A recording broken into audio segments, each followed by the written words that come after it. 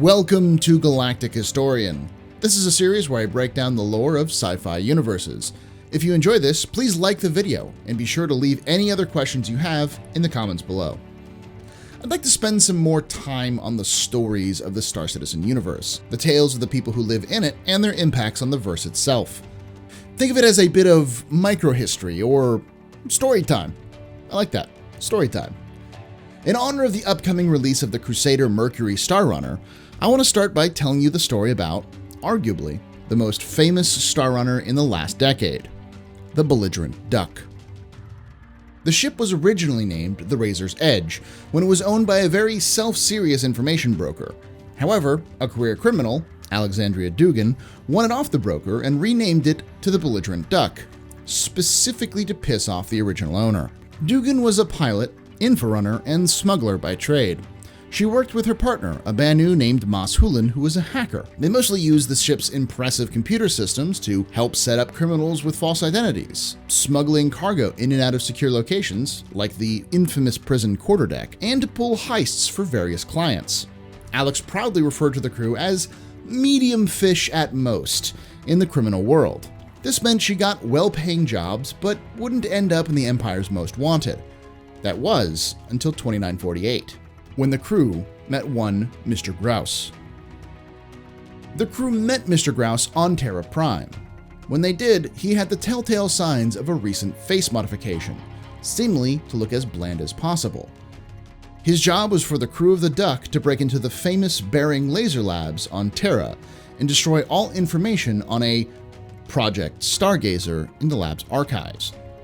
That kind of job was typically too hot for the duo, but the payday promised to set them up for life, so they accepted. On August 23rd, the crew managed to infiltrate the lab through a private landing pad. This was a favorite tactic used by Dugan, as these pads were often ignored by security, as the average person just knew they were off limits. After a mishap with the guard they were forced to dispatch, Moss went to work hacking into the database, while Alex did her best to distract the guards and the other defenses. Moss destroyed the information skillfully, but also kept a backup in hopes that the information was valuable enough and they could double dip. They managed to elude security and make it back to the Duck, only to be tailed by a member of Bering security in a Saber. Alex used the ship's missiles to distract the fighter, which gave Moss the opening to temporarily disable their pursuer with distortion cannons.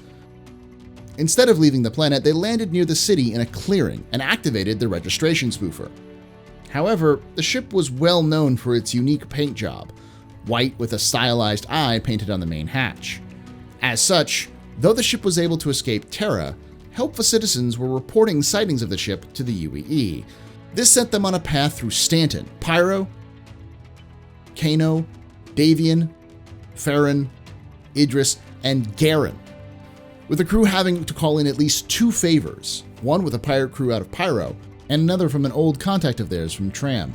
Their final destination was the Banu system of Bacchus, heading to the Bacchus Flotilla. The flotilla was a cluster of Banu ships which had become a permanent floating marketplace, with each ship housing its own Suli. They docked with the Donsai Suli, where they met up with the contacts of Maz. You see, when Maz's last Esso Suli died, a new Esso Suli, Donsai, reformed the old programming Suli. However, Maz used that death to buy their freedom and separate themselves from the Suli. As such, they often came back to Donsai when they needed to lay low, getting hired as temporary help.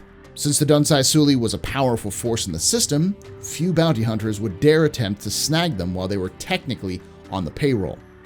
They offered the contents of the datapod they had downloaded from Bering in exchange for their protection.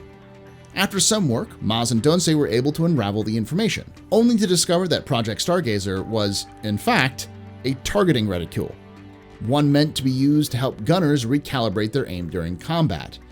However, it was only slightly more effective than the gunners already doing it themselves, and deemed a failure.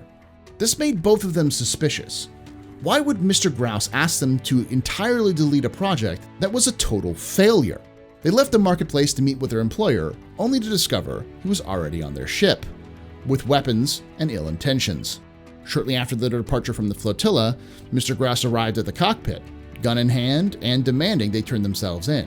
Confused but thinking fast, Alex activated one of the ship's special hidden defenses, an EMP.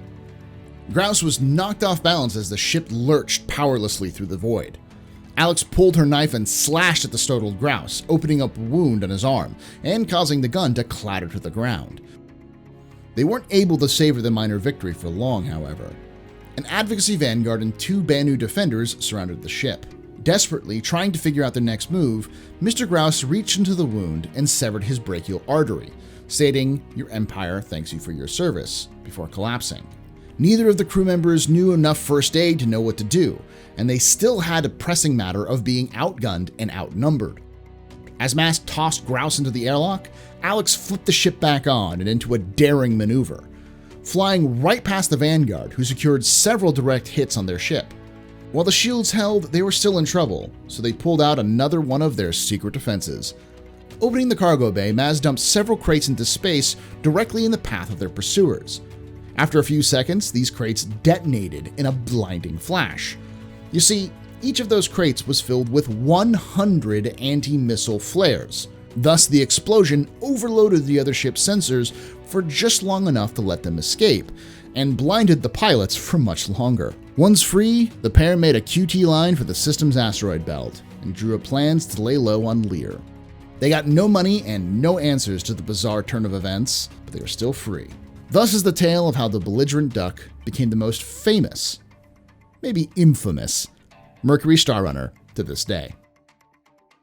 I want to thank you for watching. I want to thank my Patreons on the screen now for helping me make this content. Did you enjoy the story?